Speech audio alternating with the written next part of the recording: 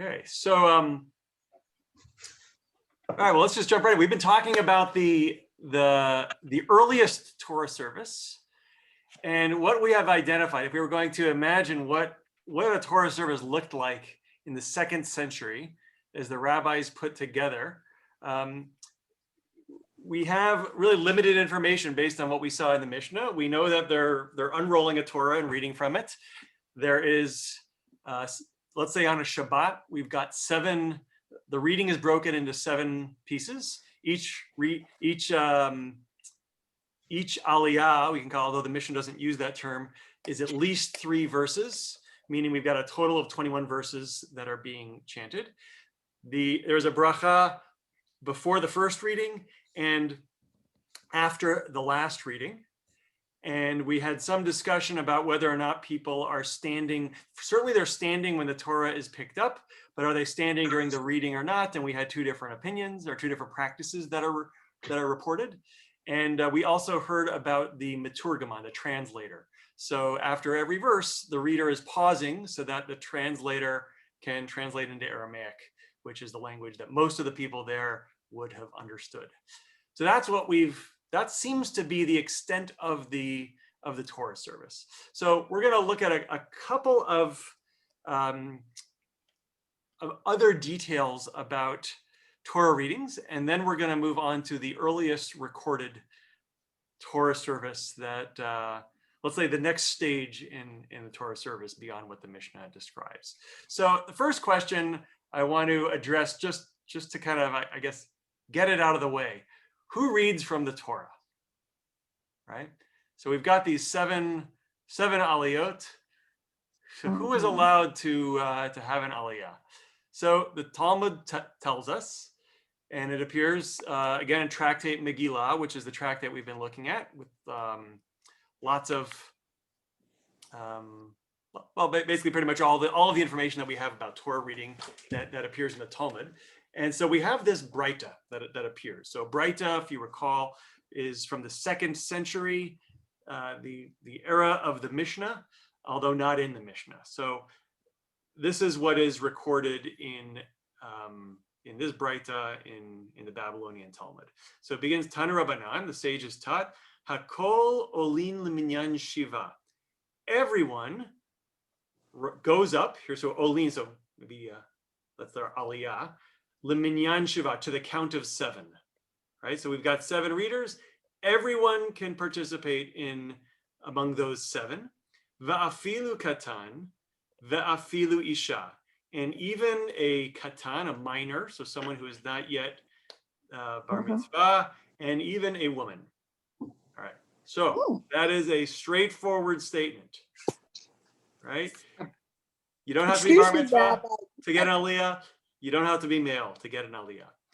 And then we have to be Jewish. What, Joan? You have to be Jewish. Oh yeah, well that's It's a given. That's muvan me'elav, self-evident, right? Aval amru chachamim, but the sages said, Isha lo tikra b'Torah b'pnei kavod tzibor.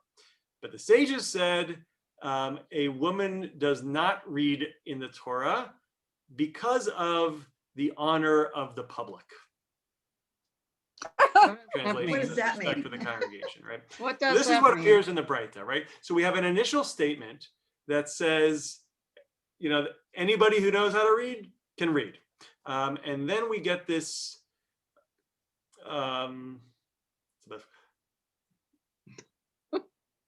Statement. a statement, kind of a restrictive statement saying, but women don't because of kvod tzibur, the honor of the public. So what is honor of the public? Well, Seems that you need 7 distinct people, that you can't give an aliyah to the same person on the same day. So you need 7 different people. Although actually you don't. In other texts, it talks about what if you only have 1 person in your community that knows how to read Hebrew, or that can read from the Torah, then that person has all 7. And this is before the time when they separated the person who reads from the person who has the aliyah. You would have 1 person read all 7 aliyot, and then the halakha is very clear that says that in between each reading, that person needs to sit down and then stand back up to indicate that that these are separate readings and not a single continuous reading. What does quorum mean if it only is one person? Usually quorum is a percentage of everybody in Yeah, so in the group. the word in Hebrew is minyan.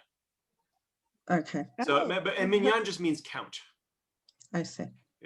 So right here, it says minyan, right? To the count of 7. So of the 7, we've read already that you need to have 7 aliyot on Shabbat. So included in those 7, you can have a minor, you can have a woman, everybody can be counted. So so we seem to have this sense of kvod tzibur, this honor of the community.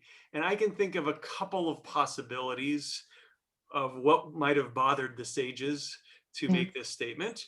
One is simply to have women participating in public like this would somehow, be seen as improper in some way. It's, not, I don't know, not modest, not sufficiently modest, from the perspective that women need to kind of remain in private. But the way this is more typically understood by traditional sources is that if a woman were to get up and read from the Torah, it would indicate that there were not sufficient men in the community that were literate, right? Then everybody would. So we don't want to essentially embarrass the men in the community by putting a woman up there. So that's the anyways, that's Makes sense. Yeah. But what I do want to point out is this is very much presented as a socially as a relative term, right? It raises the possibility that in a community where men wouldn't be embarrassed to see a literate woman getting up in front and reading Torah, teaching Torah, then this qualification put in by the sages would not be relevant. And so this is the text that talks about women reading Torah in public. And so in more recent decades, when we have moved towards a greater egalitarianism in our services, this is the text that has had to be dealt with. And frankly, it's pretty easy to deal with this text because it's very clear from the beginning of the Braita that women are perfectly entitled to read from the Torah, and that it was just this kind of sense of communal embarrassment for this particular community that led to that right being taken away.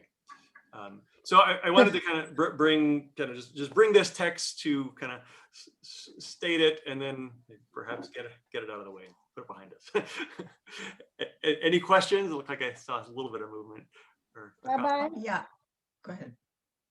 Go ahead. I'm sorry, I kind of get you off the track, but I just wondered if I could bring this up. I got this book that you recommended called The Beginnings of Jewishness. Ah, okay. I looked up the sections on matrilineal descent, and it just confuses me the heck out of me. It doesn't make any sense. I'm sorry, in plain English. Yeah, I think I did say that it was a really complicated book.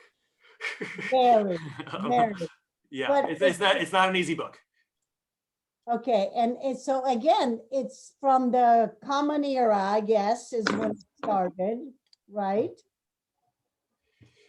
Yeah, so that book, just to briefly summarize, and maybe you see a little bit of indication of that even in this text that we have on screen right now, is that the concept of a person's social status is really important in ancient society. It's less important today, actually. As much as it might seem to be important, it's less important today than it was in ancient times. And a person's particular status had all sorts of implications, not just kind of social implications, but even legal implications. And so what that book is dealing with, and I think it's basically the second half of the book, and it's going through and looking at lots of different rabbinic sources and Greco-Roman sources, and it's looking at what is the status the child of two people, yeah, and what is, depending on what their particular status is, whether Israelite, Levite, Kohen, Jew, non-Jew, mamzer, non-mamzer, slave, half slave, whatever the various combinations are, leads, the question is, what is the offspring of that sexual union? And so where it ends up with is that in the case of a Jewish woman and a non-Jewish man, or in the case of a non-Jewish woman and a Jewish man of any status, the offspring follows the mother. And he refers to that as the matrilineal exception, because in almost every other case, the status follows the father. Right. So we'll leave. If you have other questions, we can talk about it at a later time. Okay. Joan. Thank you. Coming back to this text, it feels to me that I've read that distinction, a minor and even a woman, Mhm. maybe in Shabbat, maybe in another tractate. Is that a common phrasing? Yes, it is. Okay. And you might also have a slave added into the third category. And so it comes up in context having to do with, is a person obligated to perform a particular mitzvah or not? And if they are obligated, let's say if they're not obligated, can they nevertheless perform that action? Can they nevertheless perform that action on behalf of somebody else There you in a go. way that enables them, that other person, to fulfill their obligation?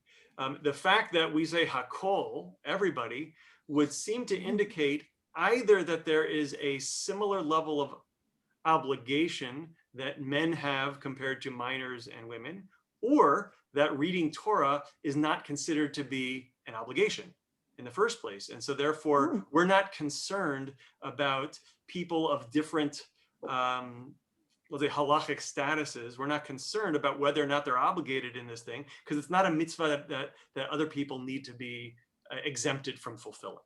So, and I think that's probably the reason. There's no obligation to get up and have an aliyah, to read from the Torah, right? Okay.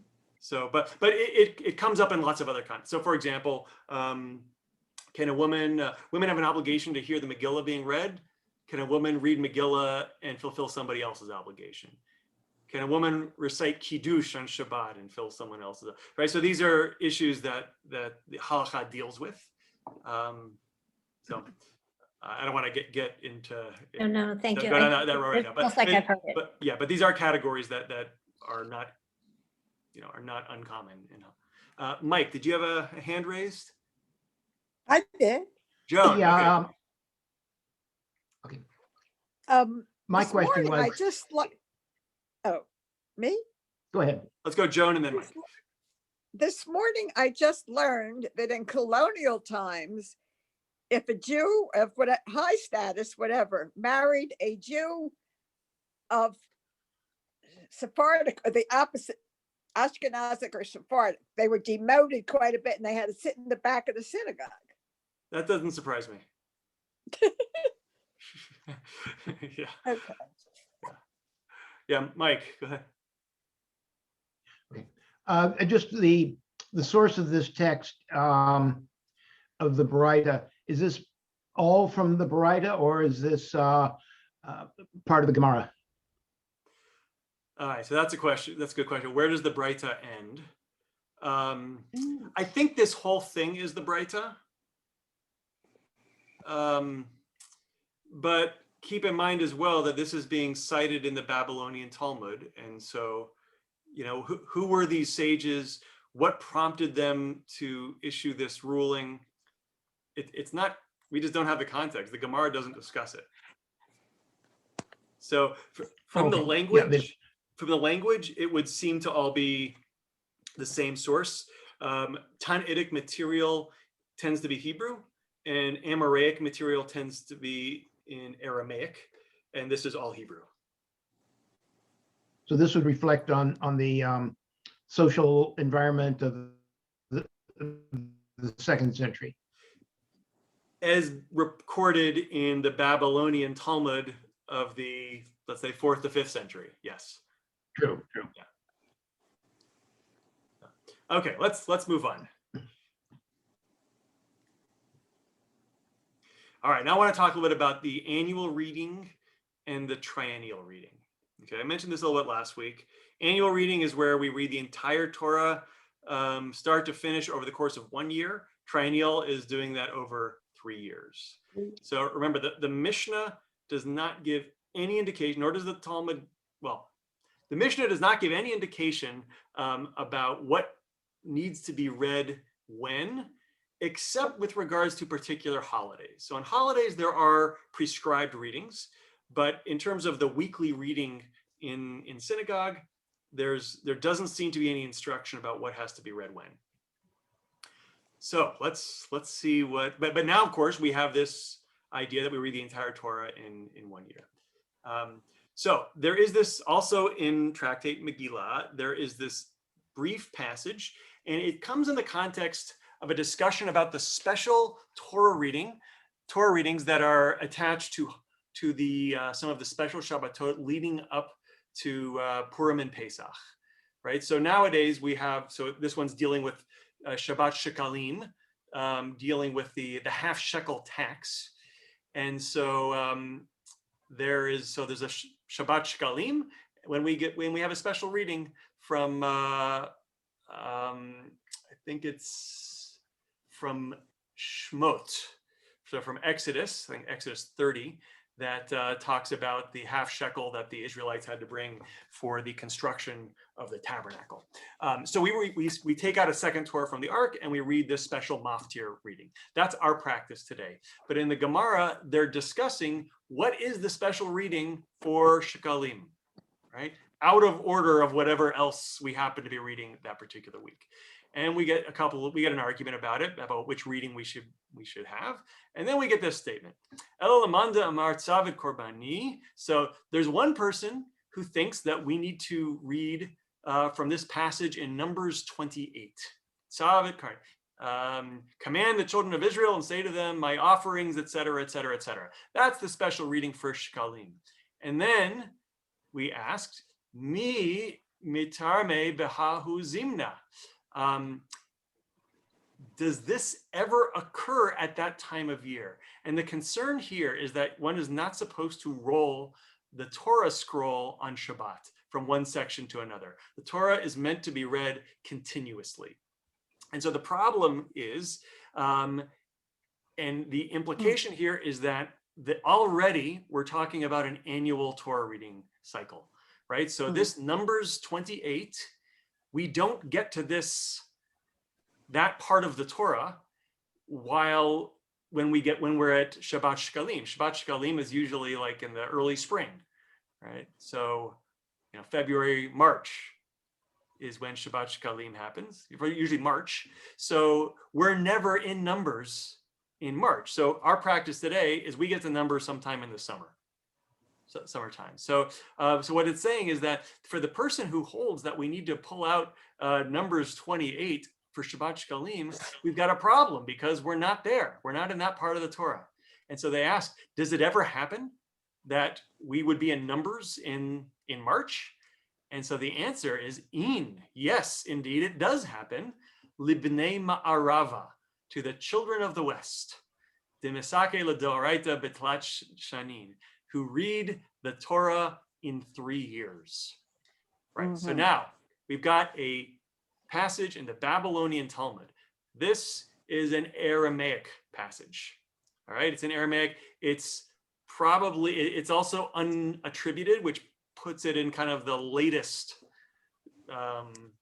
chronological layer of the Talmud. So let's say 5th century, right? 5th century, we seem to have a practice in Babylonia of an annual Torah reading such that when we get to Numbers, it's nowhere near March.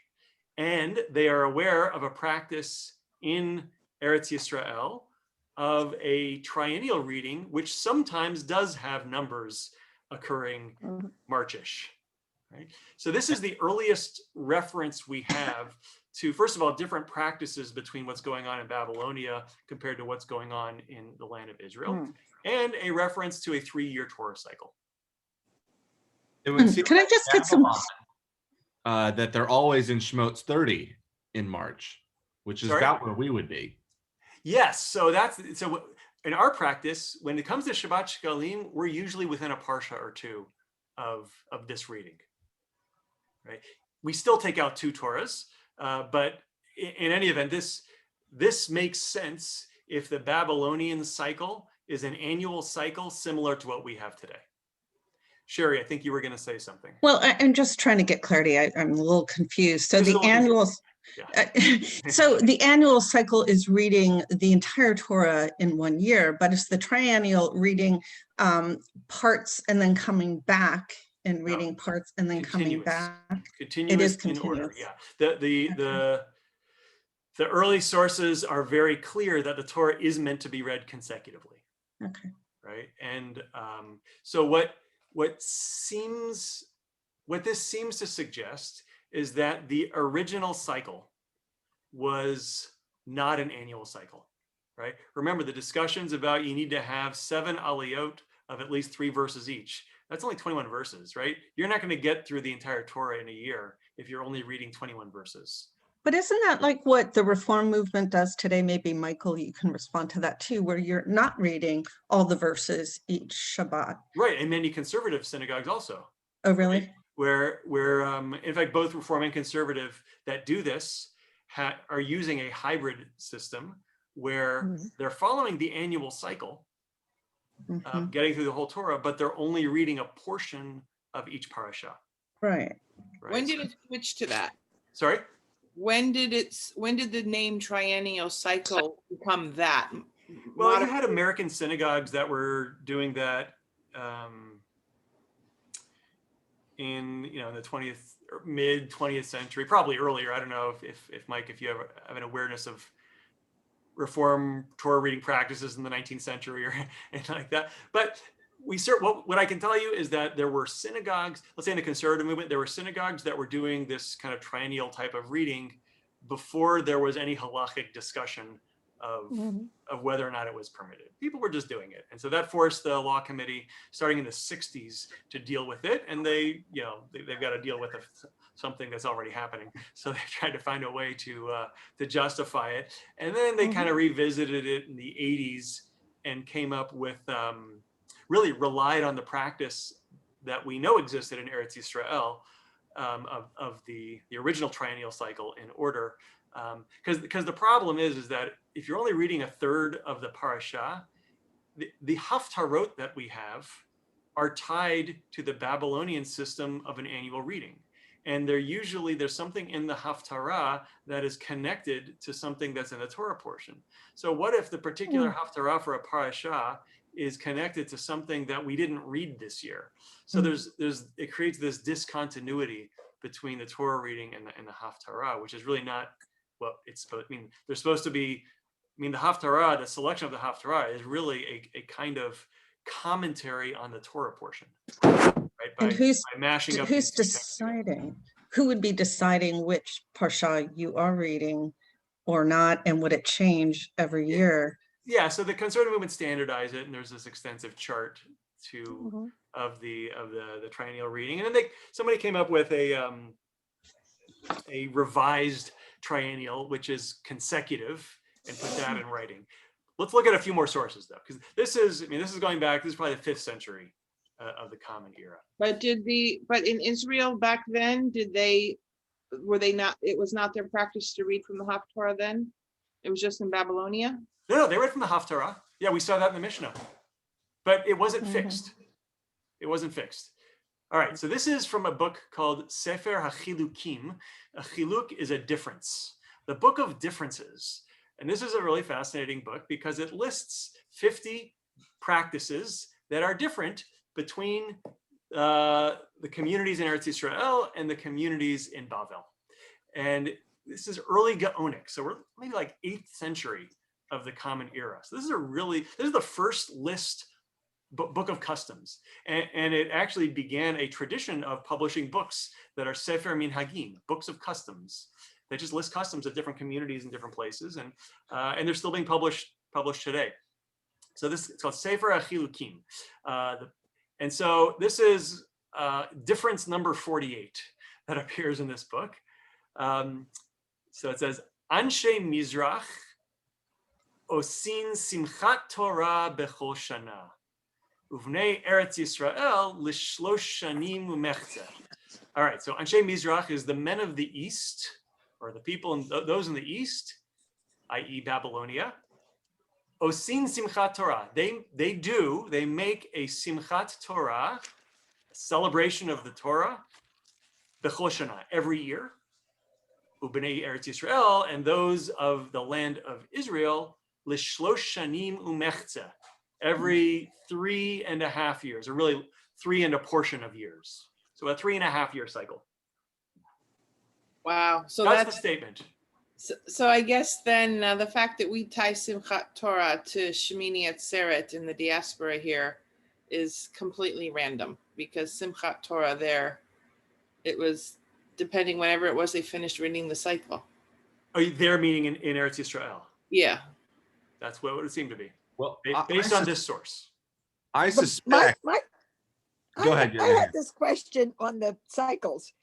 Is there any group or time when the Torah reading comes out on the Exodus of from Egypt on Passover, Never. or never? Never. Okay, thank you. Not in our system. Yeah. I suspect that the 3.5 year cycle was aligned with the Shemitah year. You might suspect that, and it's a good suspicion. It's wrong though, and we'll see that in a moment. So this is Maharshal, who is a 16th century commentator. He wrote a commentary on the Talmud. He wrote a book called Yam Shel Shlomo. We don't have, not all of it has survived, but it's a halachic commentary. And he seems to be aware of this Sefer HaChilukim. He has this and he preserves it, but he adds a little bit to it. So he begins the same. Anshe Mizrach osin simchat Torah b'chol shana v'shana b'chag haSukkot, he adds. So the men of the East, they make a simchat Torah every single year on Sukkot, during the holiday of Sukkot. Uvechol medina u'medina uvechol ir va'ir.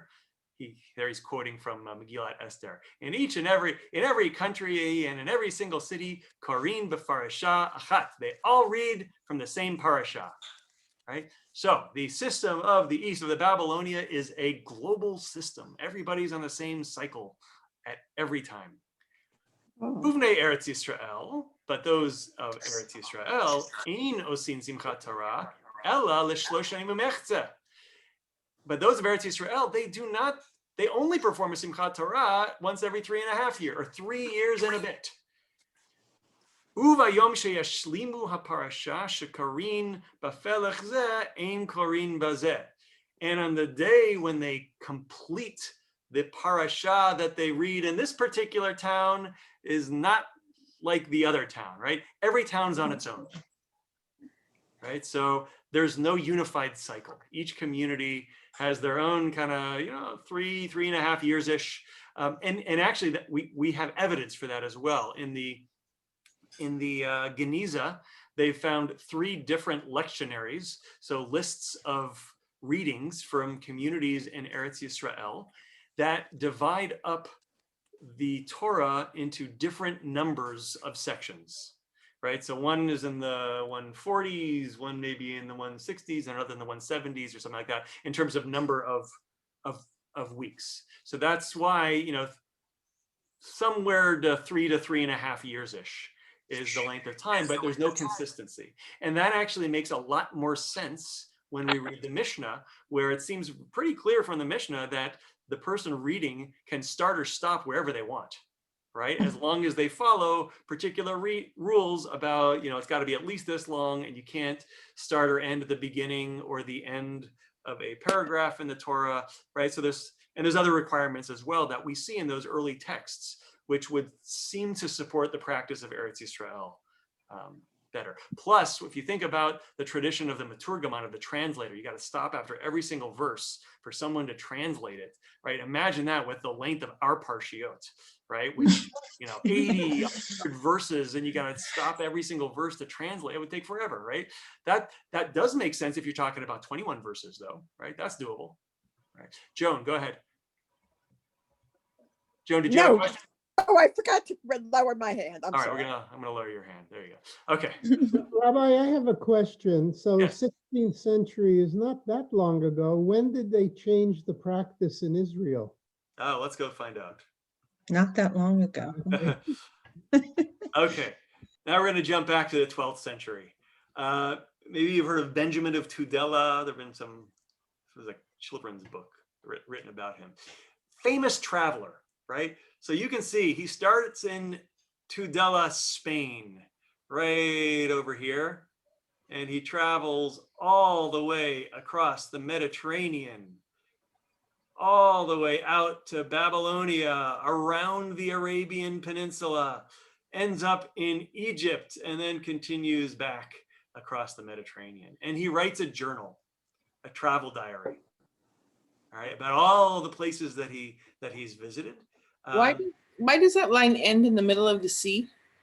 Did he like die there? I don't know. It would seem like, yeah, maybe he didn't make it all the way back home.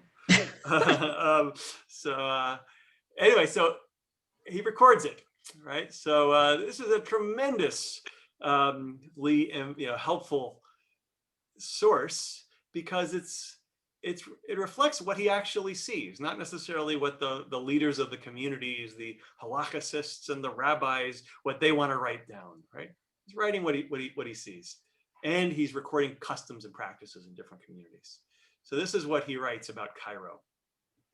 In Cairo are two synagogues, really two communities, B'nai Kehila, or Knesset. One for those of Eretz Yisrael, and the other for those of Babylonia. And it's Knesset Shel Irakiyin, right? The Iraqian synagogue, right? That's what he calls the Babylonians. They do not follow the same custom regarding the division of the Torah into parashiot and sidarim, right? So we've got now two terms, parasha and sedra. You might have heard sedra before. Seder means the order, right? So parasha refers to the annual cycle of readings, right? So that's from Babylonia. The Sedra system that's based on the Eretz Yisrael practice of a 3 to 3.5 year cycle. So a Sedra is what they did in Eretz Yisrael. A parasha is what they did in Babylonia. So he gets to Cairo, and Cairo is this, very cosmopolitan community. We've got Rabbinites and Karaites. We've got people from Eretz Yisrael. We got people from Cairo. It's just this great place where all these different communities come together. By the way, this is the same time when Maimonides was there. He might have davened next to Maimonides. All right. The Babylonians read one parasha every week, as is the custom throughout Spain, right, where he comes from, and finish the whole Torah every year. Whereas those of Eretz Yisrael do not do it this way, but rather have the custom of dividing every parasha into 3 sidarim and concluding the Torah at the end of 3 years. All right. Mhm. Now, he's not particularly precise, but this is what he has. They uphold, however, the long-established custom to assemble both congregations and to perform the public service together, as well as on the day of the joy of the law, as on that of the dispensation of the law. So Simchat Torah and Matan Torah. So what is he saying? Despite the fact that the Eretz Yisrael communities are not reading the entire Torah over the course of 1 year, they join with the Babylonian communities, and they celebrate Simchat Torah together every year, right? What a beautiful custom, what a beautiful community, right? They've got different traditions, but they can come together not only for Simchat Torah, also Matan Torah. What is Matan Torah? The giving of the Torah? Giving of the The Torah. What giving is of the that? Torah? Shavuot, right? Zman Matan Torah Tenu, the festival of the giving of the Torah on Shavuot. So they celebrate Shavuot together also, as the day of the giving of the Torah. So this is a great source, right? He's describing what he has seen in these communities. All right, we're gonna look at one more source on this topic, and this is Maimonides, of course, writing around the same time in the same place. He writes, "Haminhaga pashut b'chol Yisrael, shemishalamim et Torah b'shana achat." So this widespread practice, the custom prevailing throughout all of Israel, I mean throughout the Jewish world, among all Jews, is to complete the Torah in a single year. Matchilim b'Shabbat she'achar Chag HaSukkot. We begin on the Shabbat after the holiday of Sukkot. V'karin b'Seder Breshit, and we start at the beginning, Breshit. Bashniya, the second Shabbat, Eila Toldot, that's Parshat Noach. Bashlishit, the third Shabbat, Vayomer Adonai el Avram, that's Lech Lecha. So he's giving us the first verse for each of these, for each of the first three parshiot of the Torah. V'korin v'hochin al seder hazeh ad shegomrin et haTorah b'chag HaSukkot. And we continue reading according to this order until we finish the Torah during the holiday of Sukkot. V'yesh mi shemashlim et haTorah b'shalosh shanim ve'eino minhag pashut. And there are those who complete the Torah in 3 years, but this is not a widespread custom. So there we have Maimonides, who also often, records what is taking place in the community around him, because he's dealing with this same very cosmopolitan community. He's doing it as a leader in that community. This is the Mishnah Torah when he writes down all of Jewish law, but includes lots of custom and history and philosophy and theology. And this is what he records, and it perfectly reflects what Benjamin of Tudela saw in Cairo, which is where Maimonides lived. Rabbi, I have a question. I'm sorry, maybe this is kind of on the side, but when was the idea of the Haftorah added to the Torah reading? So we saw that the Haftarah is described as Maftir Benavi. We have a Maftir and Haftarah, the same words. Benavi is from the prophets. We saw that already in the Mishnah, that on holidays, so on Shabbat and on Yom Tov, we add an additional reading from the books of the prophets. And if you remember last week, we looked at the passage from the New Testament where Jesus shows up in Shul on Shabbat and chants from Isaiah. So they gave Jesus maftir. But when was this done? Oh, that by the 2nd century. Second century. Because it's in the Mishnah. Thank you. So The Rambam ascribes the custom of reading the whole Torah in 1 year to the land of Israel. But everything we've been seeing up until that point has been saying that it's the Babylonian custom. So when he says Bechol Yisrael, he's not referring to the land of Israel. So Yisrael, if it's Eretz Yisrael, that's the land of Israel. He just says Bechol Yisrael. Yisrael is the word for Jew, right? Got it. Among all of Jewry. Right.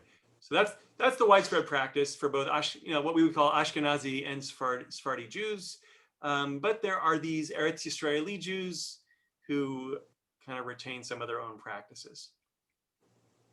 Can I ask something very basic, back to basic Sure. here? Between the triennial reading and the annual reading, when you do the triennial reading, do you stop at a certain point and go, and then the next year start from that point again? Yes. So you don't hear the end of the story for 3 years. Hold on one second. In the modern triennial, yes. Yes, that's what I'm talking about. You have to remember. All right. You have to have a good memory. Yeah. I'm gonna briefly switch my screen here. Actually, let's do it this way. All right. All right. This is from the Luach, which is Luach Hashanah, so the calendar for the year. This lists for every single day of the year what we need to do liturgically during our services. So do we have, Miriam, you have a copy of this, right? Yes, I do. Yeah, so it tells us what the Torah readings are, if there's extra prayers that need to be added because of where we are, because of holidays. So this is for this coming week's Parsha Yitro. Yeah. And then this is published by the conservative movement. So as you can see, we say 7 aliyot. It gives us the overall chapter and verse of the Parsha, chapter 18, verse 1 through chapter 20, verse 22. First, it lists the annual reading. So you can see 1 through 7, and it gives the chapter and verse breakdown. And then there's an M on the end, standing for Maftir. So that's the Maftir reading, which if you look is verses 18 to 22. So if you look at number 7, it was 14 to 22. So the Maftir repeats, in this case, the last 5 verses Mhm. of the 7th Aliyah. But then below that, it says triennial, right? So that's the 3-year system.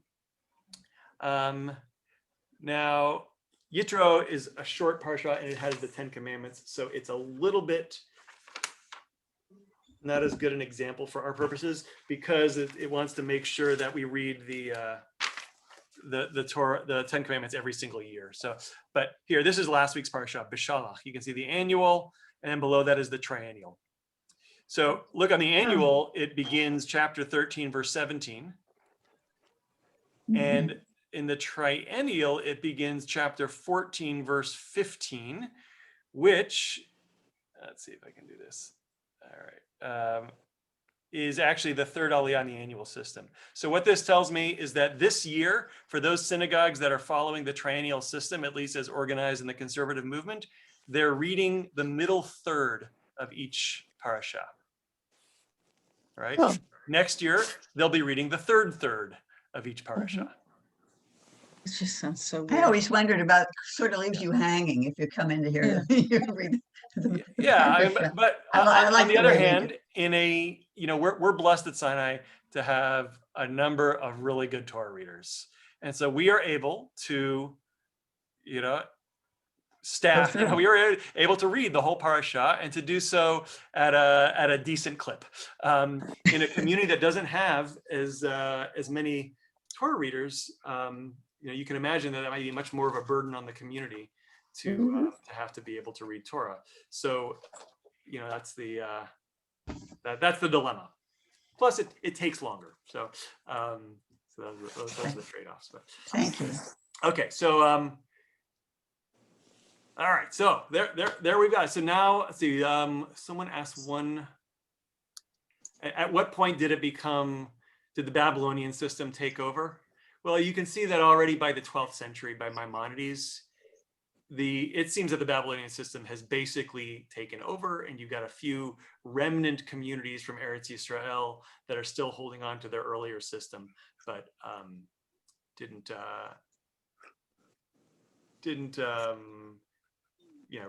really take hold. So now we talk about what parsha is the Shabbat, and the entire Jewish world has the same parsha, except I'll just add it.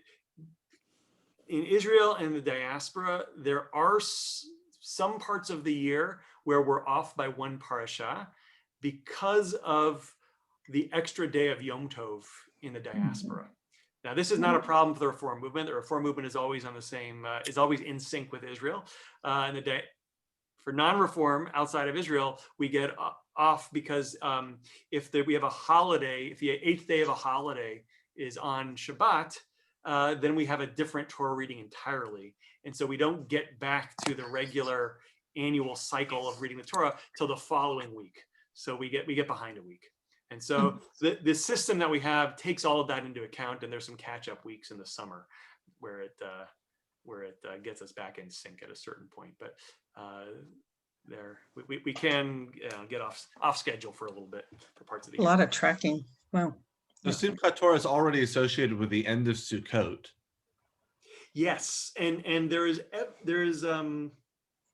good precedent for that as well from the Bible itself, where King Solomon, when he dedicates the temple, he has a big celebration he convenes the nation, and on the 8th day of Sukkot, he has the big celebration, convenes everybody, and throws a party for the dedication of the temple that he's just completed. And so this idea of doing something on Shmini Atzeret, on the 8th day of Sukkot, there's already lots of precedent for that. So if you've got an annual cycle and you want to pick a day to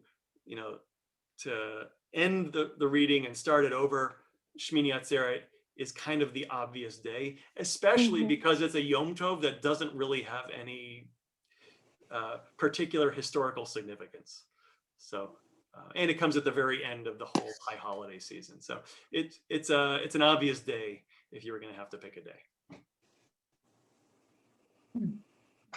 All right, now let's talk about the earliest Torah service. So this is from Masechet Sofrim that we have this. Masechet means tractate, Sofrim are scribes. And we looked at this tractate once before as well. It includes lots of information about how to write a Torah scroll or mezuzot or tefillin properly. So lots of details about scribing, as well as, what, words that need to be in different positions on a page and how to spell things. And then when it gets to, and then it gets to lots of traditions about services as well, in the context of talking about scroll making. So when it gets to chapter 14, it describes a Torah service and what takes place. So Masechet Sofrim dates from the 8th century in the land of Israel, and but it's not in the copies in which it's been preserved. There are, like a lot of these ancient texts, there do seem to have been elements that got added on over the years.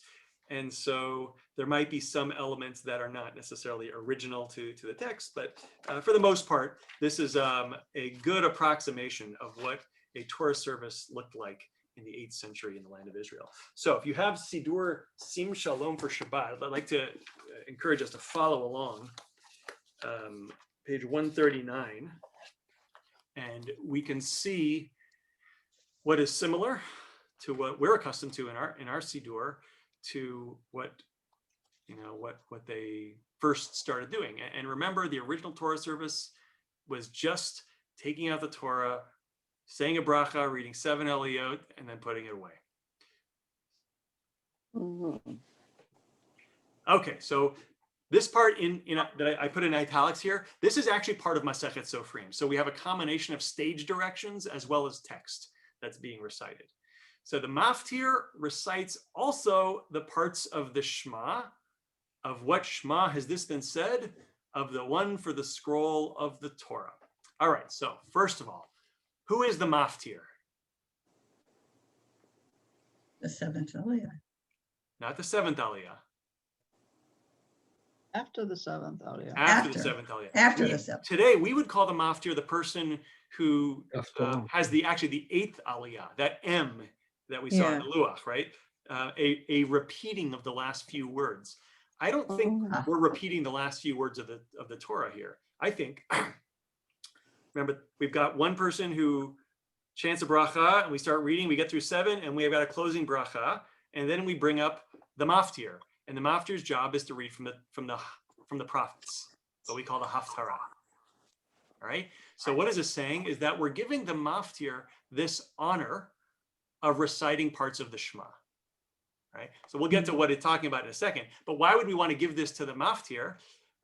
Because it's not as honorable to chant from the prophets as it is from the Torah. So it's like the consolation prize. I was always wondering about that. That's good to know. Yeah. So, all right. So we see this. We're going to say the Shema. So which Shema are we talking about? It's the Shema for the scroll of the Torah. In our service, and we've seen this already, we recite that line of the Shema several times. We saw it at the very beginning in Pesukei de Zimra, but of course during Shacharit we have it. We say it also during the Torah service. So if you look on page 141, at the top of the page, and this is what we've seen. This is when the bar mitzvah kid takes the Torah out of the ark and stands up and sings the Shema, and the congregation repeats after. Right? That's the Shema for the Torah.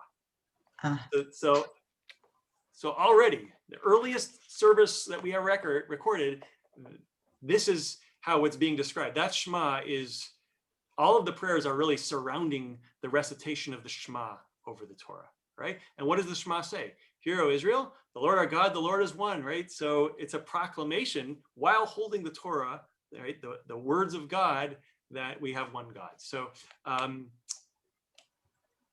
then it asks, how does one begin? All right, well, we're not going to jump right into the Shema at the very beginning. We got to build up to it. So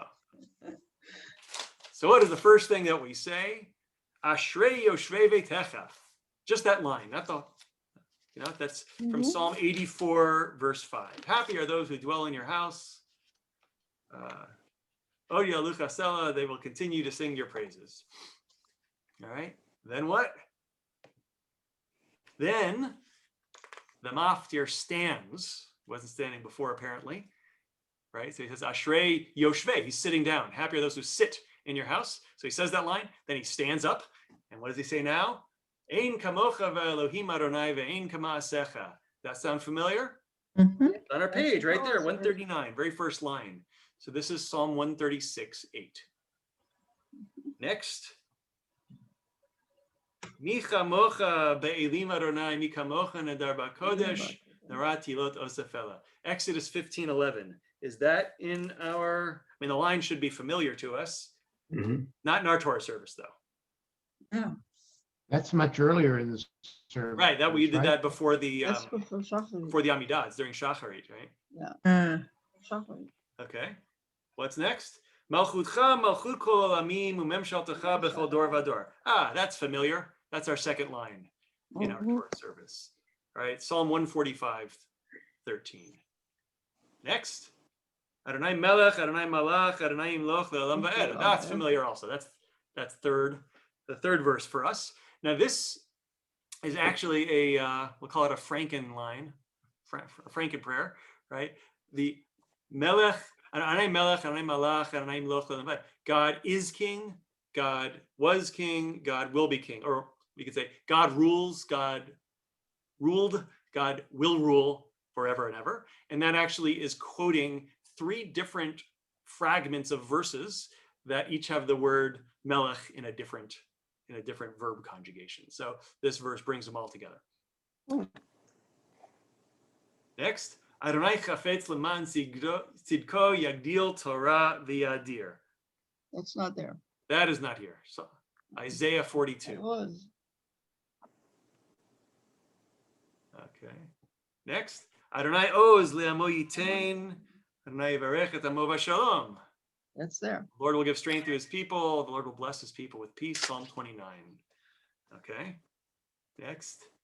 Oh.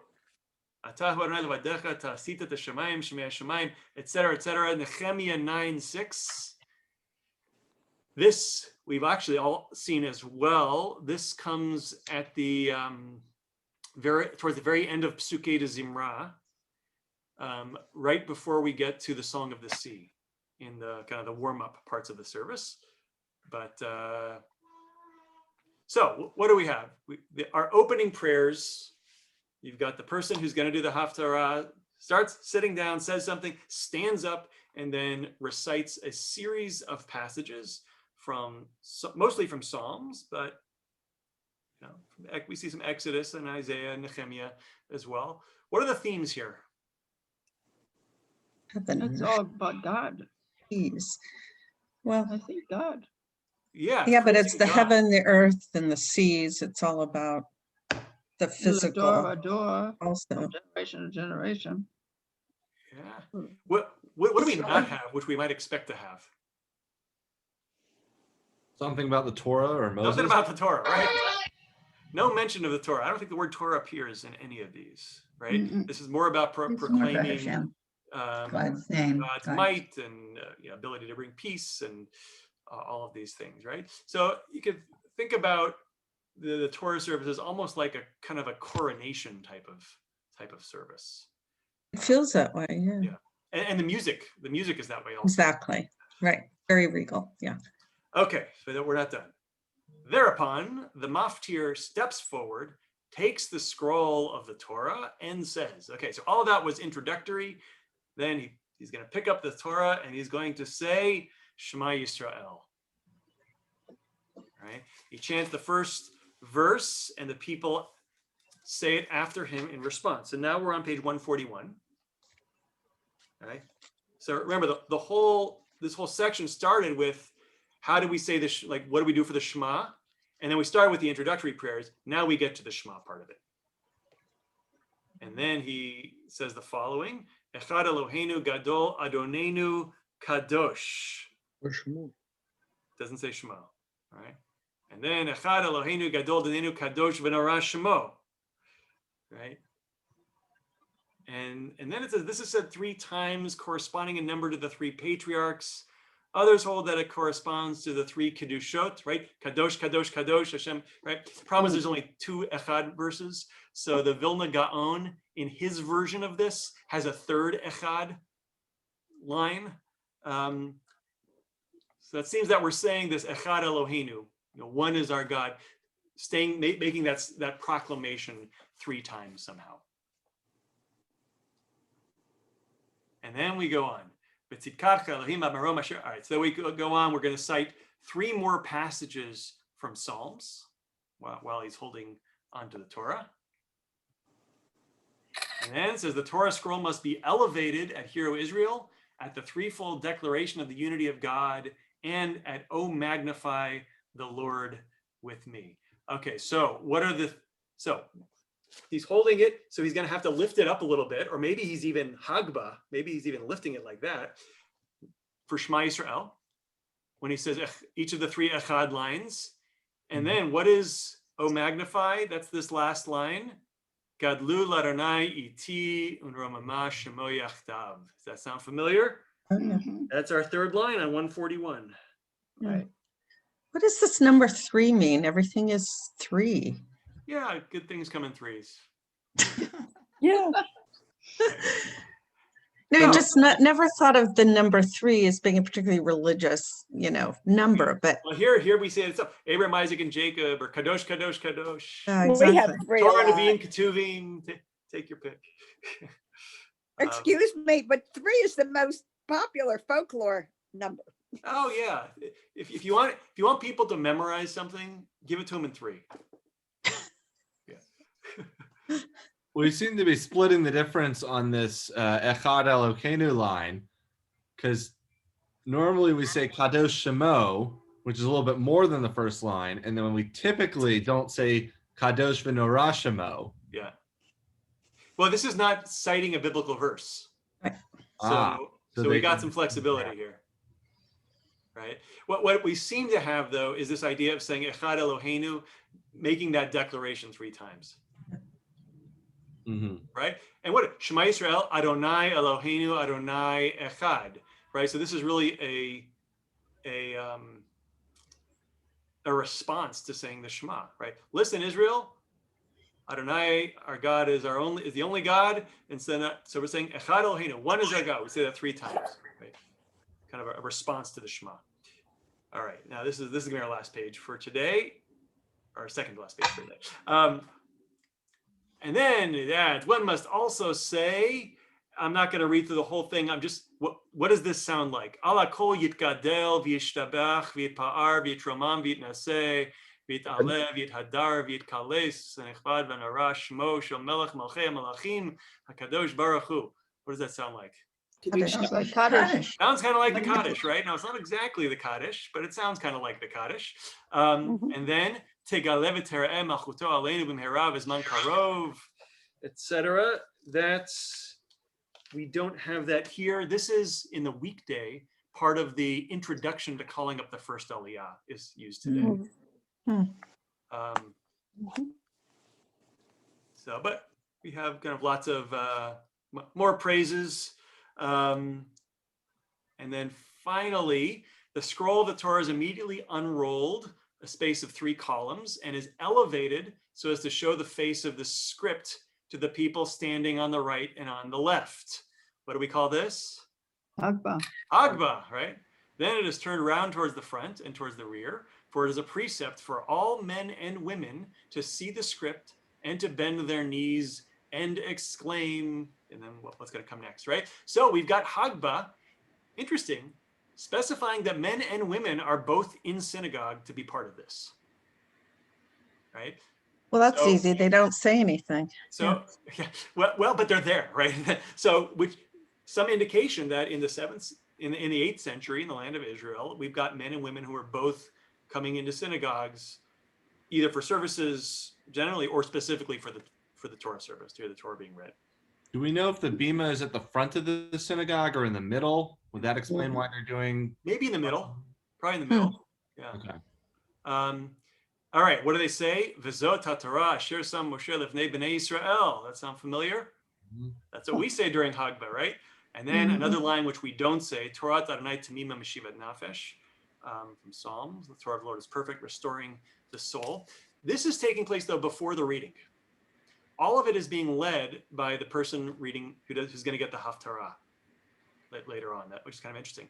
Now, Sephardic services to this day, actually their Torah service looks a lot closer to what's in Masechet Sofrim. They do Hagba before the reading, just as it's describing here. The Maftir then hands it over to the superintendent of the synagogue services, who returns it to the first of those who are to be called to the reading, because it is not an honor for the Torah to be left alone. We never want to leave the Torah by itself, right? So the Maftir, he gives it to, let's say, the Chazan Knesset, and then that gives it to the first person who's going to read from the Torah. We want to make sure the Torah is also being given respect. Similarly, it's not proper for the precentor to stand alone before the reading desk. So two persons should stand with him, one to his right and the other on his left, the number corresponding to that of the patriarchs, right? We would call this the Gabaim. Right? The Gabaim are up there in front to make sure this is a way of giving honor to the Torah. So it's not really just about correction. It's not just about correction. In fact, here it doesn't say anything about correction. Yeah. And then finally, the pure-minded men of Jerusalem acted in this manner. When the Torah scroll was taken out of the ark and when it was returned, they followed it as a mark of respect, right? So now as everybody's standing up, maybe they're marching behind it, or maybe they're turning their bodies to face the Torah wherever it is taken around the room, right? Which this is exactly what we do, right? We all stand up, and when the Torah is taken around the room, we're supposed to be facing the Torah at all times, right? We face the Torah as it's going through the procession. But isn't the Torah left on the bima during certain periods of time without anyone around it? It's dressed though. Ah, okay. Oh, dressed. Yeah. Right. So during the Haftarah, right? Because when we finish the Torah reading, the first thing we do, Hagba and Galila, right? Dressing the Torah, and then we can move on to the other parts of the service. That's what we do, right? But here, and this is what Masechet Sofrim has. There's no description of what happens after we're done with the reading. So it's all about what happened leading up to the reading, right? But we can see how much of an influence this earliest version has on what we do today. And most of what we read here, we have in our Siddur in some fashion. So do you know why we divert from the things in here that we do? What caused the differences? Well, for the most part, what we do today is more than this, right? So we have a tendency to add on traditions. This is definitely the product of human beings, right? There's no sense that anywhere that God told us to do it this way, right? Human beings developed this, right? How do we give honor to the Torah? So we took what originally was much more about really educating the community. It's focused just on the Torah reading and the translator, and now we've created this pageantry around it.